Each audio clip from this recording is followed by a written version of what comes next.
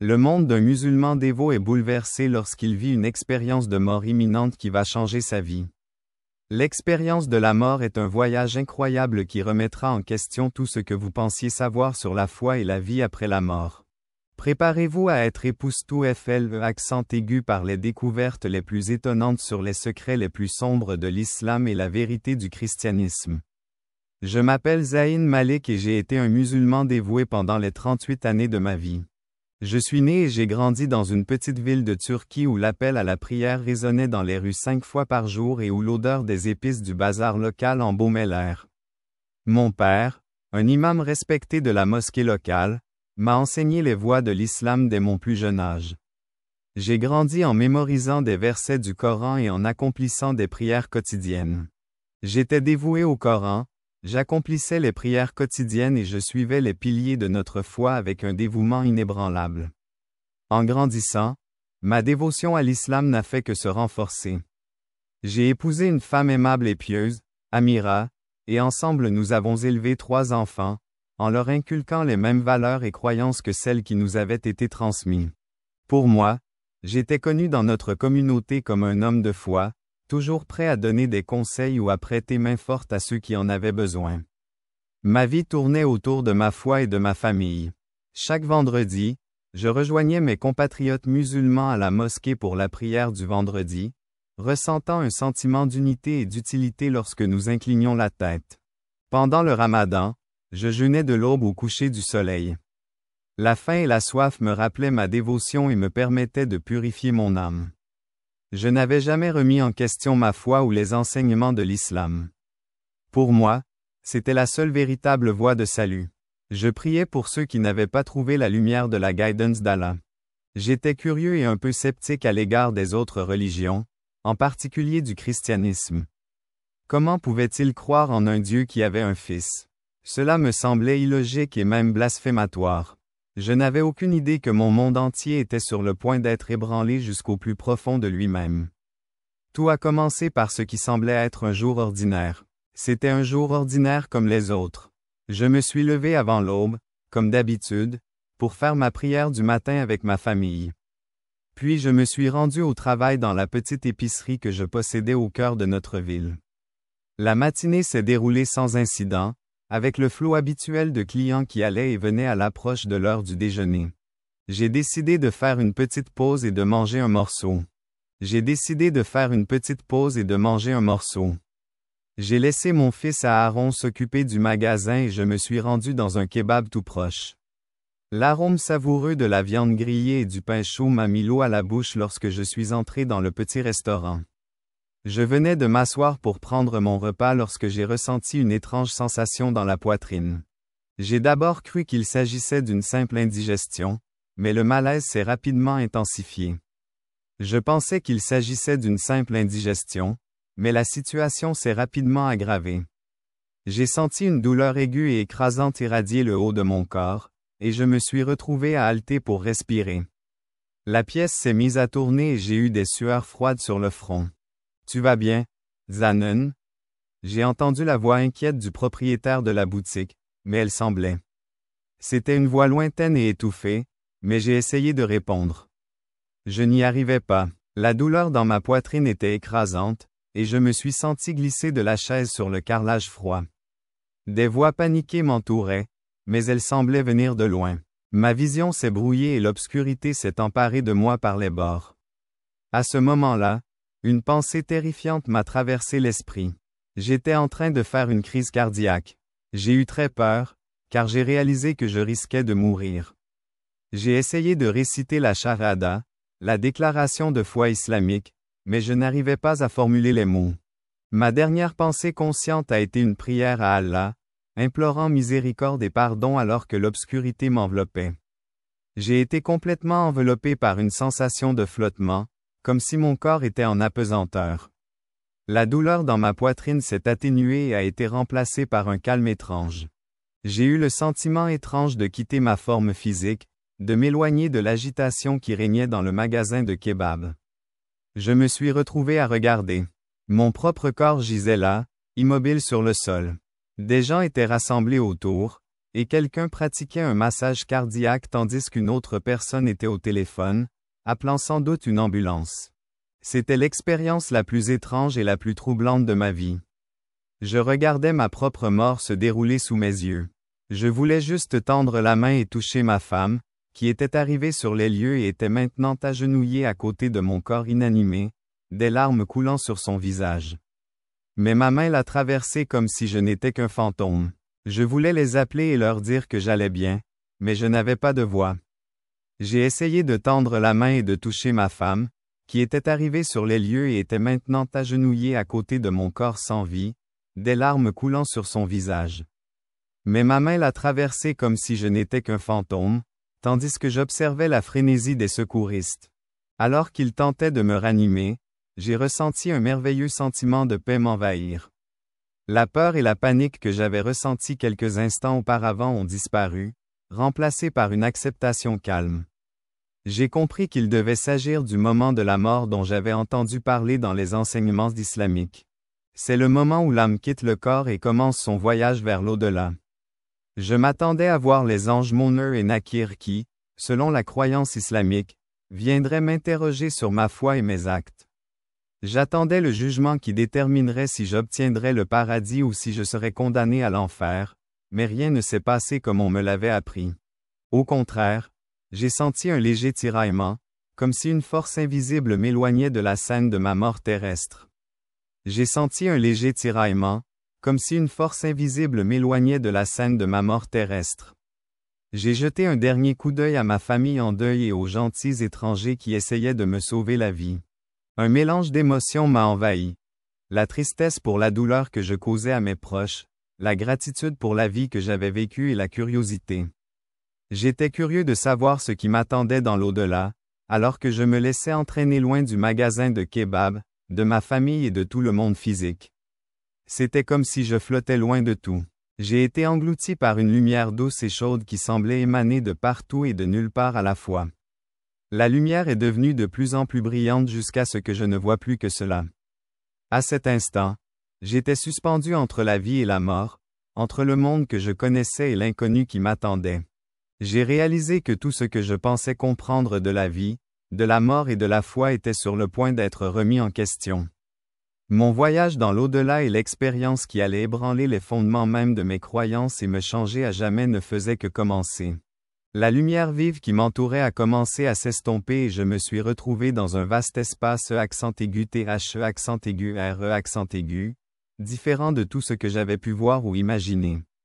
Il n'y avait pas de mur, pas de plafond, pas de sol, juste une étendue infinie de lumière scintillante et nacrée qui semblait pulser avec une intensité de plus en plus grande.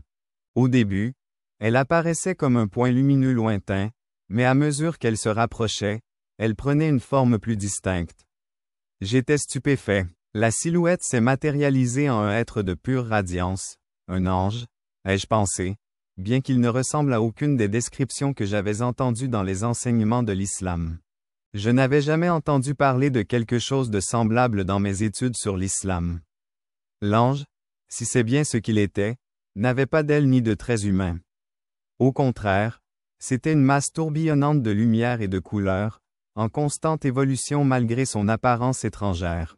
Je n'ai pas eu peur, au contraire, j'ai été envahi par un sentiment de paix et d'amour si profond que j'en ai eu les larmes aux yeux. L'être a parlé, non pas avec des mots, mais directement dans mon esprit. « Bienvenue Zé », a-t-il dit. « C'est un plaisir de te rencontrer. Ton voyage commence maintenant. Je suis très heureux que tu sois ici. J'ai tant de questions à te poser. Où étais-je? Était-ce le paradis? Et le jour du jugement? » L'ange fit un geste et soudain, nous nous mîmes en mouvement. Nous avons traversé l'espace accent aigu TH accent aigu RE accent aigu à une vitesse incroyable, mais je n'ai ressenti aucun souffle de vent ni aucune sensation de mouvement. C'était comme si l'univers lui-même se déplaçait autour de nous au fur et à mesure de notre voyage. L'ange a commencé à me montrer des visions, des scènes de ma propre vie. La vie est faite de tant de moments différents. Il y a des moments heureux, des moments tristes, des moments de triomphe et des moments d'échec.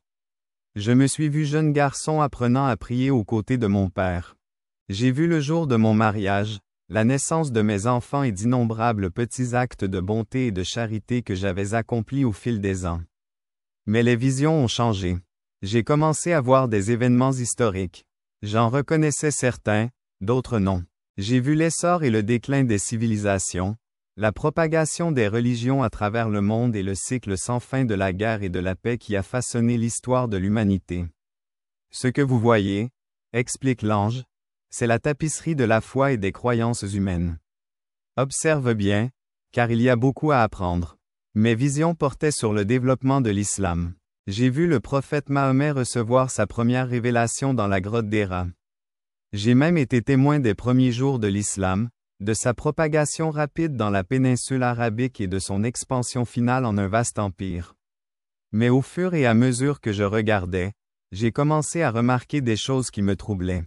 J'ai vu les motivations politiques derrière certaines actions du prophète, la violence utilisée pour répandre la foi et la façon dont le Coran et les hadiths s'étaient compilés et parfois modifiés pour répondre aux besoins de ceux qui détenaient le pouvoir. J'ai été très surpris. J'ai cru que j'étais en train de perdre la tête à cause de ce que je voyais. J'avais toujours pensé que l'islam était parfait et immuable.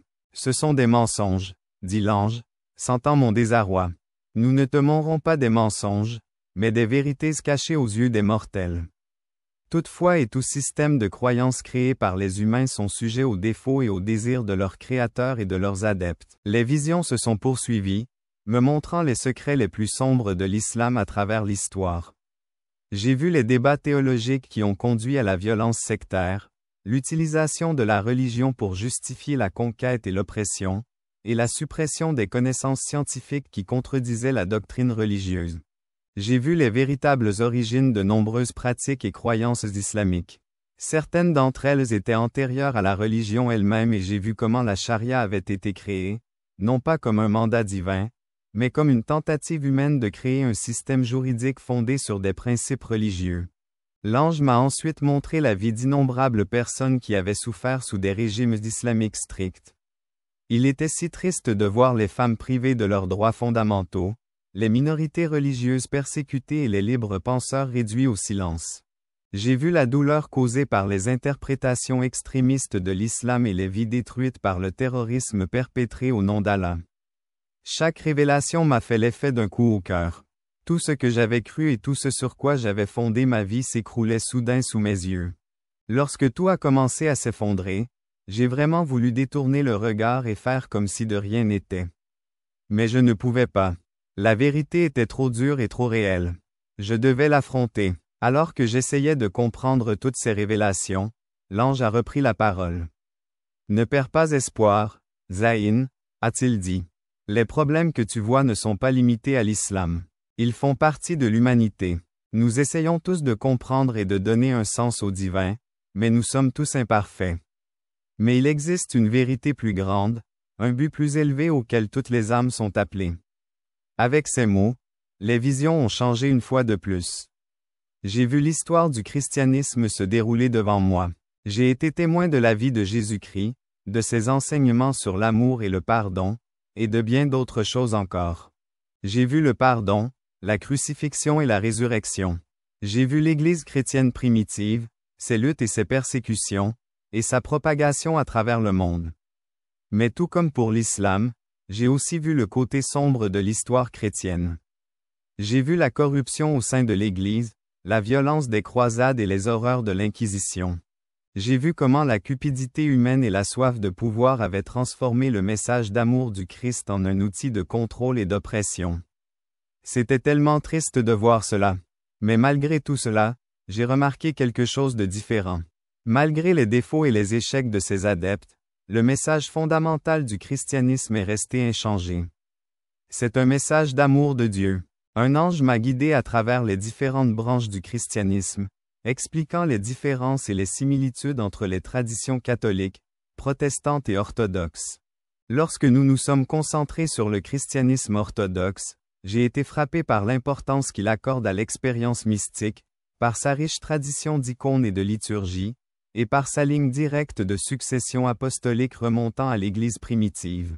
Le christianisme orthodoxe s'efforce de préserver la pureté des enseignements du Christ et des apôtres, en mettant l'accent sur la théosis, le processus qui permet de devenir plus proche de Dieu. Grâce à sa grâce, j'ai pu rencontrer des saints et des mystiques orthodoxes extraordinaires. Ils m'ont fait part de leurs incroyables expériences spirituelles et m'ont montré comment ils ont gardé leur foi, même dans les moments les plus difficiles. J'ai également pu voir la beauté du culte orthodoxe, la profondeur de ses traditions théologiques et la puissance étonnante de ses sacrements. J'étais tellement absorbé par toutes ces informations que j'ai commencé à ressentir un frémissement dans mon âme. Le Dieu que je rencontrais à travers ces visions et le christianisme orthodoxe m'était à la fois familier et radicalement différent du Dieu que j'avais adoré toute ma vie.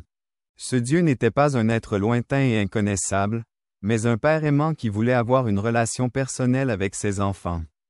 L'ange m'a ensuite présenté une scène qui m'a coupé le souffle. J'ai vu Jésus-Christ lui-même, non pas comme un prophète ou un enseignant, mais comme Dieu incarné. L'amour et la compassion qui rayonnaient de lui étaient écrasants en sa présence. Je me suis senti complètement connu et totalement aimé. Jésus m'a parlé d'une voix aimante et bienveillante. Il m'a dit, « Je t'aime depuis le début des temps. Je suis mort pour vous afin que vous ayez la vie éternelle. Veux-tu accepter mon amour et me suivre? » Point. Tous mes doutes et mes objections se sont évanouis et j'ai vu que la vérité que j'avais cherchée toute ma vie était là, devant moi, avec des larmes qui coulaient sur mon visage. Je suis tombé à genoux et j'ai murmuré, « Oui, Seigneur, je crois. » Une chaleur comme je n'en avais jamais connue m'a envahi. C'était comme si un voile s'était levé. Pour la première fois, j'ai pu voir clairement dans mes yeux le pardon et la grâce que j'avais toujours désiré, mais que je n'avais jamais cru possible. Il m'était offert gratuitement. L'ange, toujours à mes côtés, a repris la parole. Tu as fait le premier pas d'un nouveau voyage, Zayn, mais ton temps ici n'est pas encore terminé. Il te reste encore beaucoup à apprendre et à comprendre, mon cher. Sur ce, nous avons recommencé à nous déplacer dans l'espace accent aigu TH accent aigu RE accent aigu. L'ange m'a expliqué que, bien que j'ai accepté le Christ, j'avais encore besoin de mieux comprendre le christianisme orthodoxe et ses différences avec l'islam que j'avais connu toute ma vie. Nous avons approfondi la théologie orthodoxe, qui est vraiment fascinante. Nous avons exploré des concepts tels que la Sainte Trinité, la double nature du Christ, à la fois pleinement Dieu et pleinement homme, et le rôle du Saint-Esprit dans la vie des croyants. Chaque nouvel élément de connaissance m'a rempli d'admiration et d'émerveillement. L'ange m'a montré la conception orthodoxe du salut, qui n'est pas un événement ponctuel, mais un processus de rapprochement avec Dieu qui dure toute la vie. Ce fut une véritable révélation. J'ai appris qu'il ne s'agit pas d'un événement unique, mais d'un processus de rapprochement avec Dieu qui dure toute la vie. J'ai également appris l'importance de l'Église en tant que corps du Christ, la signification des sacrements et la communion des saints. En explorant ces enseignements, j'ai commencé à voir comment ils répondaient à des questions qui m'avaient toujours troublé dans l'islam, comme le concept de la Trinité, que j'avais trouvé absurde, et qui révélait maintenant un Dieu de relation et d'amour. L'incarnation du Christ a comblé le fossé entre le divin et l'humain d'une manière que le lointain Allah de l'islam n'a jamais pu faire.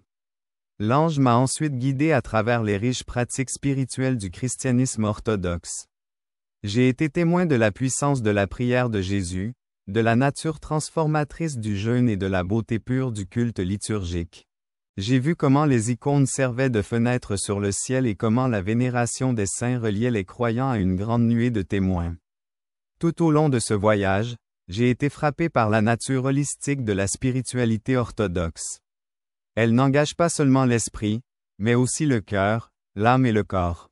Il s'agissait d'une foi qui pouvait être vécue et expérimentée, et non pas seulement crue intellectuellement.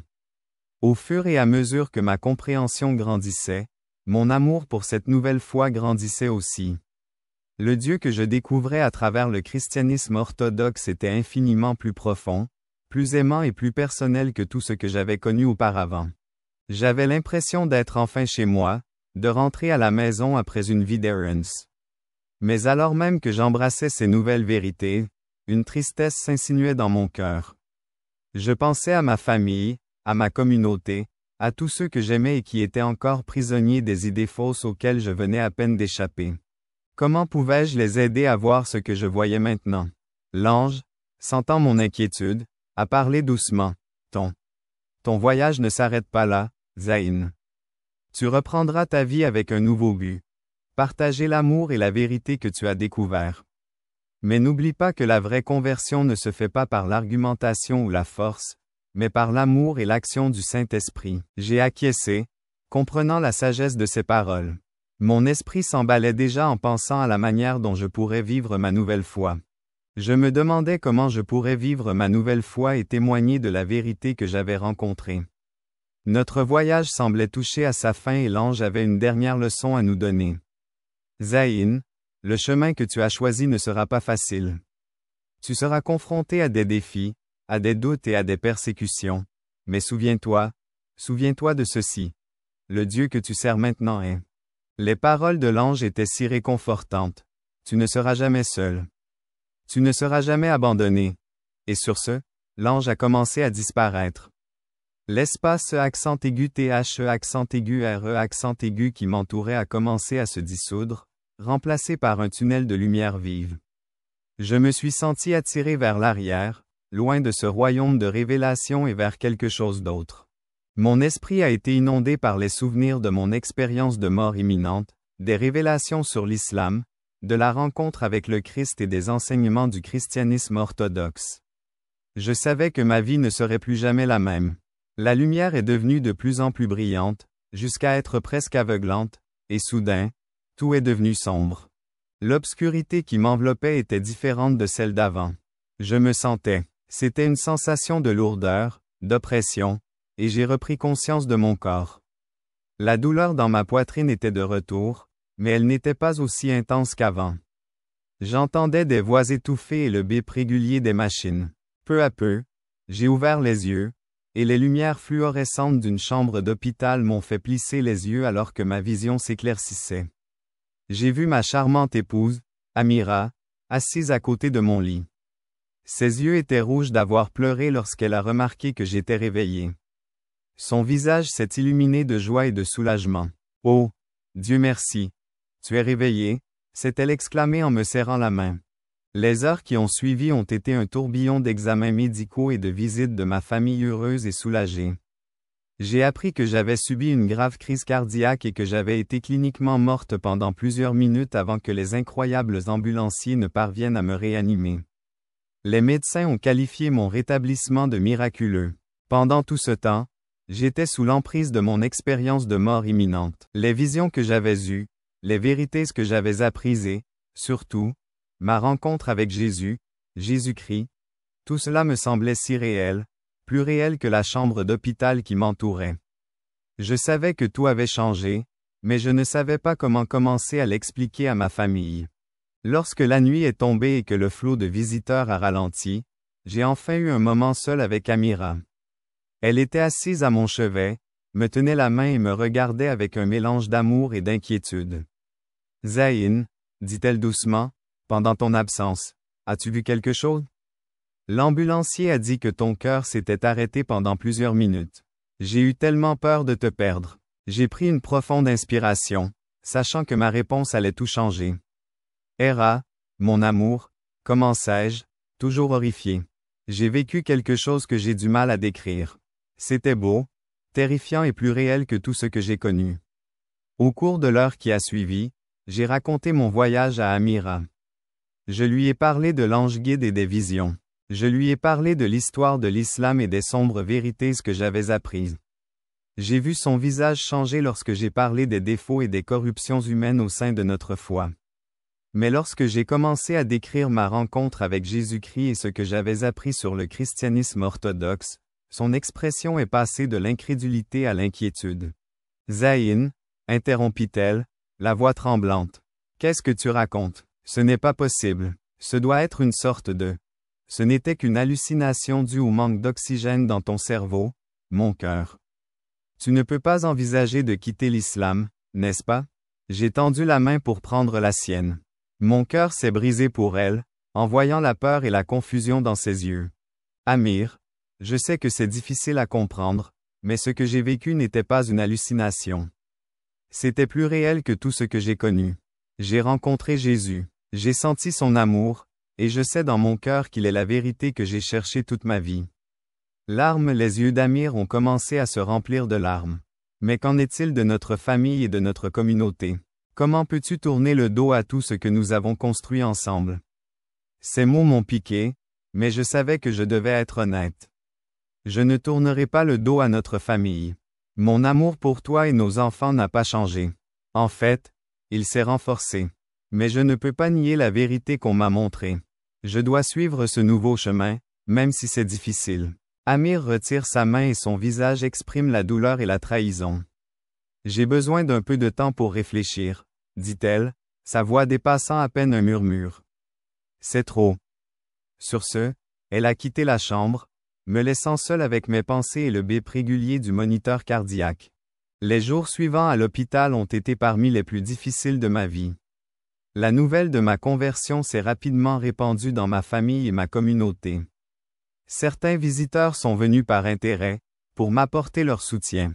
D'autres sont venus pour essayer de me convaincre que je me trompais ou que j'étais confus. Ils étaient en colère et m'accusaient de trahir ma foi et mon peuple.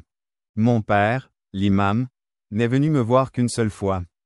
Il avait l'air déçu et triste au pied de mon lit. Mon fils, Cheyenne, est venu me voir aussi. Il m'a dit, « Je suis désolé, papa. J'aurais dû mieux t'enseigner et renforcer ta foi.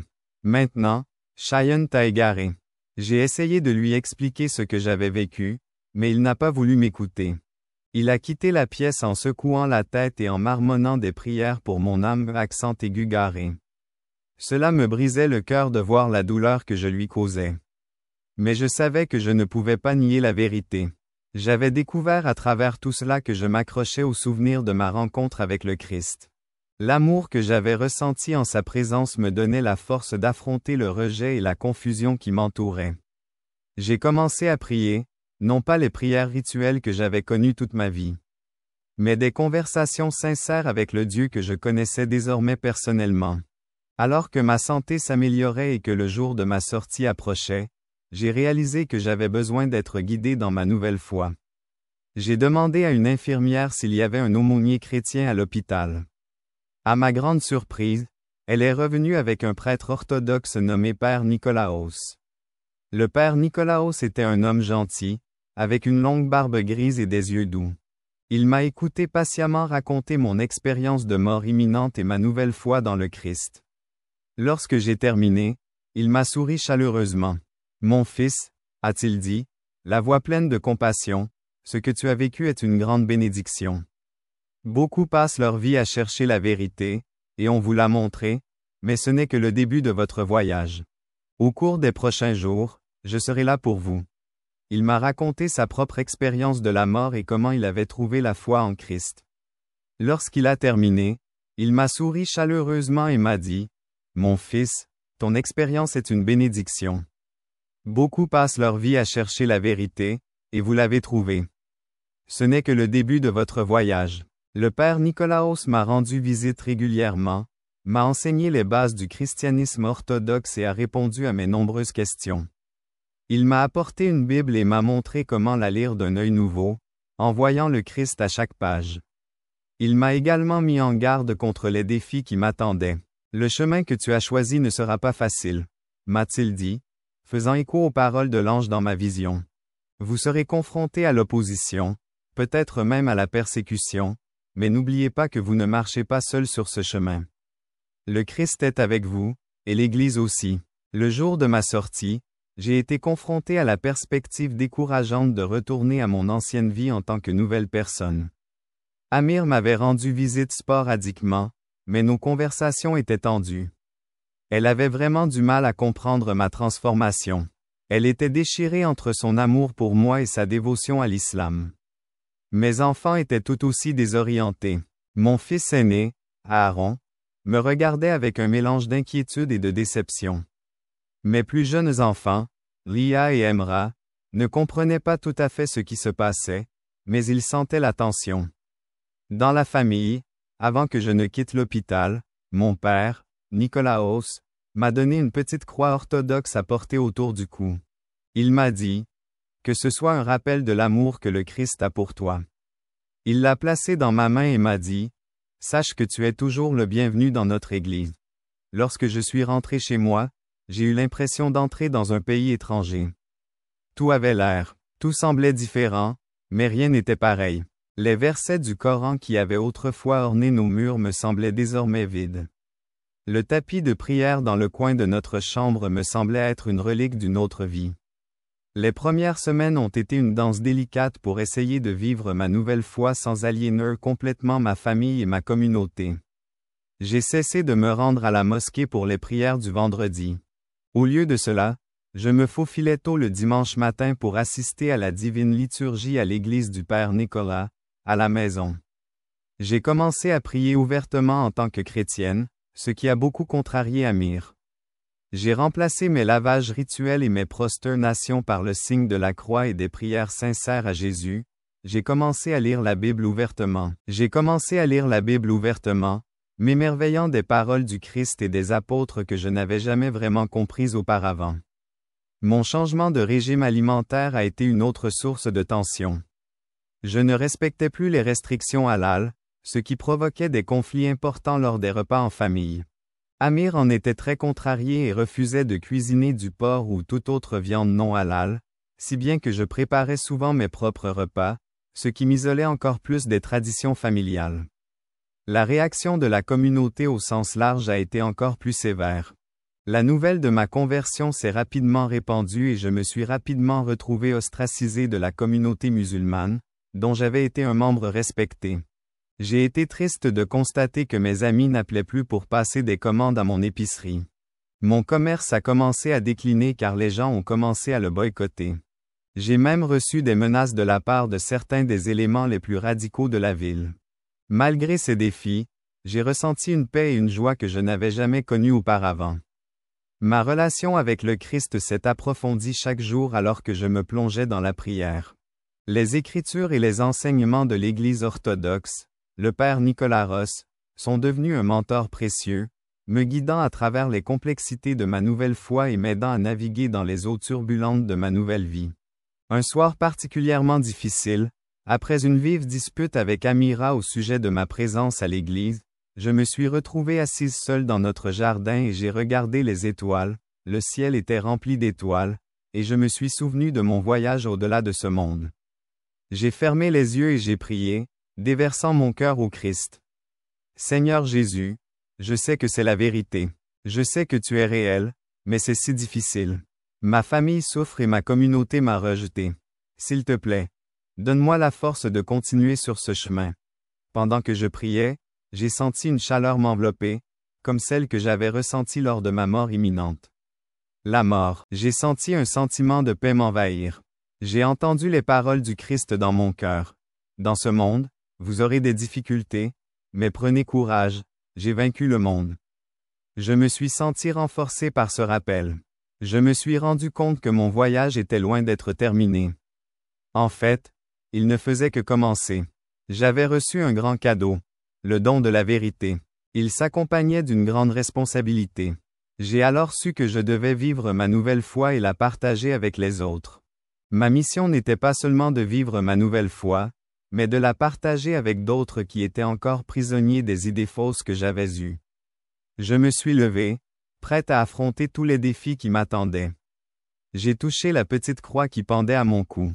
Je n'étais plus Zayn le musulman dévot, mais Zayn le chrétien orthodoxe, une nouvelle création en Christ. Je savais que je ne marcherais jamais seul sur cette route. Après ma sortie de l'hôpital, ma vie a beaucoup changé. Chaque jour était une nouvelle aventure. J'en apprenais de plus en plus sur ma foi chrétienne orthodoxe. Mon premier baptême a été très spécial. Le Père Nicolaos a célébré la cérémonie dans sa petite église avec seulement quelques membres de la congrégation. Lorsque j'ai été baptisé, j'ai eu l'impression de naître à nouveau. C'était comme si l'ancien Zé avait été lavé et que je renaissais. J'étais comme une nouvelle création dans le Christ. L'apprentissage des rituels et des traditions du christianisme orthodoxe a été à la fois passionnant et bouleversant. La divine liturgie, avec ses chants anciens et ses actions symboliques, a touché mon âme comme jamais les prières islamiques ne l'avaient fait. Je me suis senti attiré par les icônes qui ornaient les murs de l'église, les considérant non pas comme des objets de culte mais comme des fenêtres sur le royaume divin que j'avais entrevu lors de mon expérience de mort imminente à la maison. Lors de mon expérience de mort imminente à la maison, la situation est restée tendue. Amira avait du mal à accepter ma nouvelle foi, se réfugiant souvent dans le silence ou les larmes lorsque j'essayais d'expliquer mes croyances. Mes enfants étaient confus et déchirés entre l'adhésion inébranlable de leur mère à l'islam et la nouvelle passion de leur père pour le christianisme. Un soir, ma fille cadette Lila s'est approchée de moi alors que je lisais ma Bible.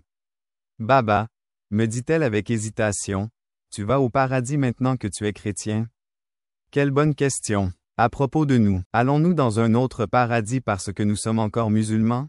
Sa question innocente m'a brisé le cœur. Je l'ai serré contre moi et j'ai essayé de lui expliquer en des termes qu'un enfant pourrait comprendre. Lia, mon amour, j'ai dit qu'il n'y a qu'un seul paradis et qu'il est pour tous ceux qui aiment Dieu. Je crois que j'ai trouvé la meilleure façon de le connaître et de l'aimer, mais cela ne veut pas dire que Dieu ne t'aime pas, toi, maman, ou tes frères. Il nous aime tous. Nous voulons tous être avec lui. Alors que les semaines se transformaient en mois, j'ai remarqué des changements subtils dans ma famille, tandis qu'Amir restait résistant. Elle a commencé à poser des questions sur ma foi. Elle écoutait, bien que sceptiquement, ce que j'apprenais sur le christianisme orthodoxe. Mon fils aîné, Aaron, a commencé à lire secrètement la Bible que j'avais laissée sur ma table de nuit. Il était curieux de savoir ce qui avait provoqué un changement aussi radical chez son père. Mes relations avec la communauté au sens large sont restées quelque peu tendues. J'ai perdu de nombreux amis de longue date qui ne pouvaient pas accepter ma conversion. Mon épicerie a connu des difficultés car de nombreux membres de notre communauté musulmane refusaient d'y faire leurs courses. À certains moments, le stress financier et l'isolement social me semblaient insurmontables, mais pour chaque porte qui se fermait, il semblait que Dieu en ouvrait une nouvelle. J'ai trouvé une nouvelle communauté à l'Église orthodoxe était un endroit merveilleux où les autres croyants m'accueillaient à bras ouverts. Certains ont même commencé à fréquenter mon magasin, m'aidant à le maintenir à flot pendant les périodes difficiles.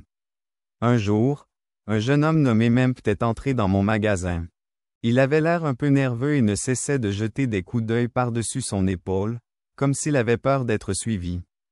À voix basse, il m'a interrogé sur ma conversion. Il s'est avéré qu'il s'interrogeait secrètement sur l'islam depuis un certain temps. Pendant des années, il avait eu trop peur d'en parler à qui que ce soit. Au cours des semaines suivantes, Mempt est devenu un visiteur régulier. Nous parlions pendant des heures de la foi, du doute et des différences entre l'islam et le christianisme. La fin de vérité qui se lisait dans ses yeux m'a rappelé mon propre parcours. Je me suis senti honoré de pouvoir guider quelqu'un d'autre vers la lumière que j'avais trouvée. Mempt n'était pas le seul. Au fur et à mesure que mon histoire se répandait, j'ai commencé à recevoir des visites et des messages d'autres personnes qui remettaient leur foi en question ou qui s'interrogeaient sur le christianisme. Certains manifestaient un intérêt sincère, tandis que d'autres souhaitaient me sauver de ce qu'ils percevaient comme une erreur. Mais chaque conversation était l'occasion de partager l'amour du Christ et la vérité que j'avais découverte. Ma nouvelle mission n'était pas sans danger. J'ai reçu des menaces de la part d'éléments plus radicaux de la communauté. Un soir, en arrivant à mon magasin, j'ai trouvé les vitres brisées et des graffitis haineux sur les murs. C'était un rappel brutal du prix à payer pour suivre le Christ dans une culture hostile à l'Évangile. Mais j'ai trouvé la force dans la prière et dans le soutien de ma nouvelle famille ecclésiale. Le Père Nicolaos est devenu non seulement mon guide spirituel, mais aussi un ami très cher. Il m'a aidé à comprendre comment vivre en tant que chrétien dans un pays majoritairement musulman. Il m'a appris à répondre avec amour et gentillesse aux personnes qui ne sont pas d'accord avec moi. Alors que ma première année en tant que chrétienne touchait à sa fin, j'ai réfléchi à l'incroyable parcours que j'avais suivi. J'étais toujours triste d'avoir perdu mon ancienne vie, mais je ressentais tellement de joie et de paix dans ma nouvelle vie avec le Christ. J'ai repensé à mon expérience de mort imminente. Lorsque Jésus m'a demandé de le suivre malgré toutes les difficultés, je n'ai pas regretté ma réponse un seul instant. En fait, je l'ai adoré. Un dimanche, après la divine liturgie, alors que j'aidais à nettoyer l'église, le Père Nikos s'est approché de moi avec un regard pensif. Il m'a dit, « Cela fait un moment que je prie à ce sujet. Avez-vous déjà envisagé d'étudier la prêtrise? Sa question m'a surpris. Moi, prêtre, l'idée semblait impossible, mais en y réfléchissant, j'ai senti mon cœur s'agiter. Mon cœur était rempli d'un sentiment de possibilité. C'était peut-être la prochaine étape de mon voyage, un moyen de consacrer pleinement ma vie à partager la vérité que j'avais découverte. Lorsque j'ai quitté l'église ce jour-là, le soleil se couchait, peignant le ciel de brillantes nuances d'orange et de rose. Je me suis arrêté un instant, submergé par la beauté de la création de Dieu. J'ai pensé à tout ce qui s'était passé depuis ce jour fatidique dans le magasin de kebabs. La douleur, la perte, la joie et la nouvelle vie que j'avais trouvée. J'ai touché la croix autour de mon cou, rappel tangible de la réalité intangible que j'avais embrassée. J'étais prêt pour tout ce que l'avenir me réservait, que ce soit en tant que prêtre ou simplement en tant que laïc fidèle. Je savais que ma vie avait été changée à jamais par ma rencontre avec le Christ, et j'étais prêt à affronter tous les défis qui m'attendaient. Je me sentais en sécurité, sachant que je ne marchais pas seul sur ce chemin, mais main dans la main avec le Dieu qui m'avait appelé des ténèbres à son admirable lumière. En me retournant vers la maison, j'ai murmuré une prière de gratitude. Merci, Seigneur Jésus, de m'avoir trouvé, de m'avoir montré la vérité et de m'avoir donné une nouvelle vie. Je suis là pour toi, mon ami, pour toujours et à jamais. Sur ce, je m'avance vers l'avenir, changé à jamais par mon voyage au-delà de la mort et dans le cœur de Dieu. Si cet incroyable voyage de foi vous a touché, ne le gardez pas pour vous. Abonnez-vous à notre chaîne pour découvrir d'autres histoires inspirantes de transformation et d'éveil spirituel. Appuyez sur la cloche de notification pour être sûr de ne jamais manquer un téléchargement. Votre soutien nous aide à partager ces puissants témoignages avec le monde entier. N'oubliez pas qu'un seul clic peut changer la vie de quelqu'un pour toujours.